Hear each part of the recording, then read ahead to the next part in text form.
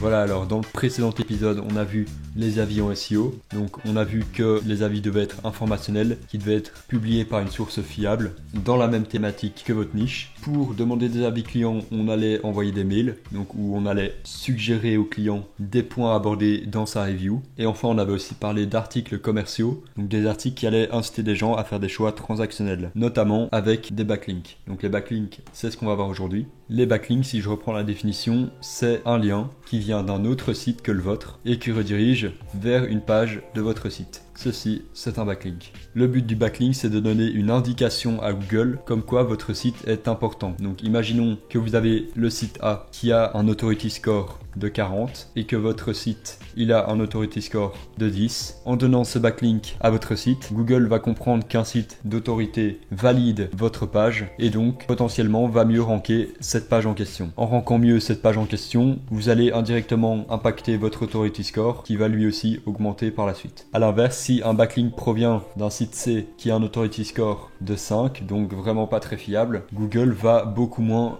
le prendre en compte. Ça veut pas du tout dire que votre ranking il va descendre, ça veut juste dire que ce backlink en question, il aura beaucoup moins d'impact que celui-ci. Donc première leçon à retenir, les backlinks, c'est important de choisir une bonne qualité. Vous pouvez faire 3000 backlinks de petits sites avec des mauvais authority scores, ça aura exactement le même impact qu'un seul backlink avec un site qui a un bon authority score. Comment est-ce qu'on trouve l'authority score? C'est assez simple, on va aller sur SEMrush. Ensuite sur SEMrush, vous allez taper le nom d'un site, par exemple shopify.com. Vous cliquez sur rechercher. Voilà, donc là si on regarde sur Shopify, on peut voir qu'il a un authority score de 88, donc qui est vraiment excellent. On peut voir qu'il y a 11,6 millions de personnes mensuelles qui visitent Shopify et 721 000 visites qui viennent de trafic payant, donc entre autres Google Ads par exemple. Des backlinks, on voit que Shopify a 1 milliard de backlinks avec 1,5 million de domaines référents. Qu'est-ce que ça veut dire? Ça veut dire qu'il y a 1,5 million de sites qui redirigent vers Shopify. Et dans tous ces 1,5 million de sites, au total, on retrouve 1 milliard de backlinks. C'est ce dont je vous parlais juste avant, le fait que les domaines qui mènent vers votre site sont tout aussi importants que le nombre de backlinks. Donc comme je vous le disais, si vous avez 3000 mauvais sites qui font des backlinks vers vous, vous aurez certes plein de backlinks, mais ils seront de mauvaise qualité, donc votre authority score ne sera pas forcément impacté positivement. A l'inverse, si vous avez 2 backlinks qui sont d'excellente qualité, votre authority score sera bien impacté et il y aura beaucoup plus de résultats. Alors maintenant, comment est-ce qu'on fait pour avoir des backlinks? Vous avez pas mal de méthodes, moi je vais vous partager surtout celles qui selon moi fonctionnent le mieux, parce que des méthodes pour avoir des liens partout, vous en avez des milliards, mais celles qui fonctionnent vraiment, il y en a assez peu. Pour moi, la meilleure solution que j'ai trouvée, c'est de faire des articles invités. Qu'est-ce que c'est qu'un article invité? C'est que vous allez vous-même rédiger un article complet de X mots, par exemple de 1000 mots, pour un autre site, donc gratuitement, que vous allez lui envoyer et en échange, elle placera un lien dans cet article vers votre site. Ça permet à la personne que vous contactez de lui apporter de la valeur et puis surtout d'aller chercher des backlinks qui sont de très bonne qualité. Parce que le problème, c'est que si vous allez mendier un échange de liens à un site qui est énorme par rapport à vous, ben soit il est gentil, effectivement il va vous passer un lien, soit il risque de juste jamais vous répondre. Donc pour moi, la meilleure solution pour avoir des bons backlinks, ce sont vraiment les articles invités. C'est vraiment comme ça que moi j'ai eu mes meilleurs backlinks et c'est la méthode juste la plus efficace. Je vous parlais il y a 2 secondes, il y a aussi l'échange de liens.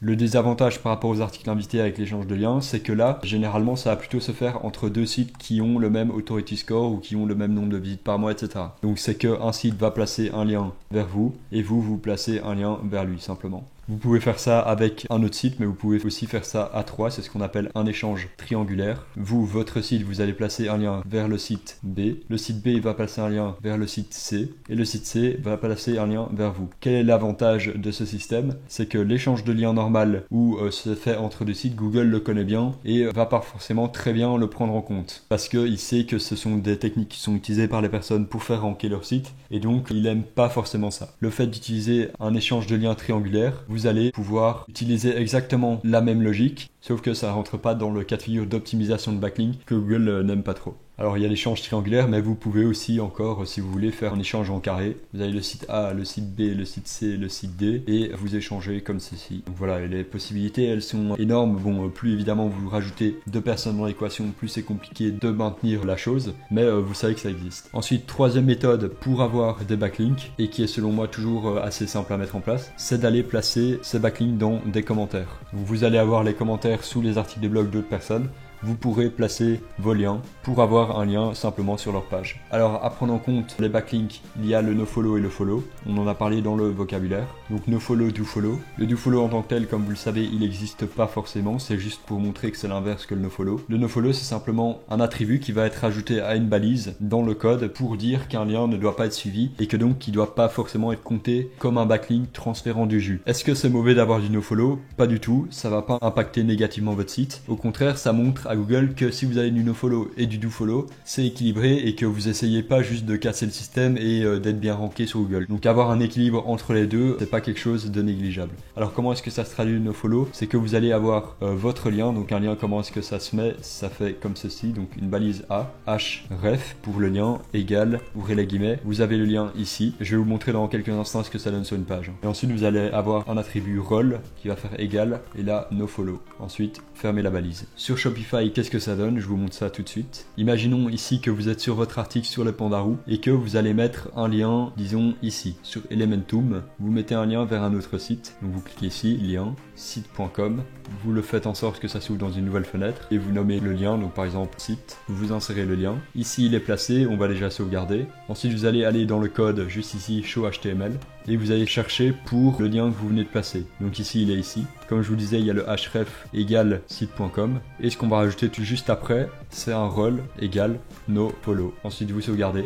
Et maintenant quand on regarde l'article, si on regarde le Elementum ici, on peut voir qu'il sera en nofollow. Donc je vais ouvrir l'inspecteur pour vous montrer. Si je place mon inspecteur sur l'Elementum, vous avez ici le ouvrir la balise href égale site.com, role égale nofollow, donc c'est un backlink qui est en nofollow, target égale blanc machin, ça on s'en fout. Et vous avez le Elementum, puis on ferme la balise juste ici pour fermer le lien. Voilà donc comment se traduit un nofollow. Donc votre objectif avec des backlinks, c'est évidemment de ne pas avoir de nofollow, mais de quand même pour Google équilibrer le follow et le nofollow. La balise role égale dofollow, elle n'existe pas, hein. Je tiens à le préciser de nouveau. Le dofollow c'est juste un terme technique qu'on utilise pour montrer que c'est l'inverse du nofollow. Mais le dofollow en gros c'est que vous mettez pas de role égale nofollow et c'est du dofollow quoi. Voilà, donc ça pour moi c'est les trois techniques les plus simples pour avoir des liens. Vous avez aussi des techniques où vous allez chercher des liens qui n'existent plus, donc qui mènent vers des pages 404 sur d'autres sites, etc. Mais c'est super compliqué à faire, ça prend plein de temps et tout. Et moi personnellement j'ai jamais réussi à avoir de backlink comme ça. Donc pour moi les trois méthodes les plus efficaces pour avoir des backlinks, ce sont celles-ci, donc article invité, échange de liens et commentaires. Voilà, j'espère que j'aurai été assez clair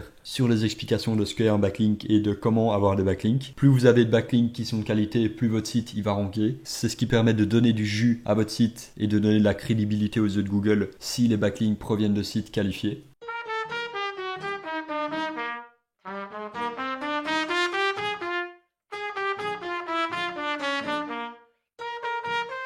Dans le prochain épisode, on va voir le sitemap. Toutes les informations sont en description si vous en avez besoin, en commentaire si vous avez des questions, et je vous dis à dans l'épisode suivant.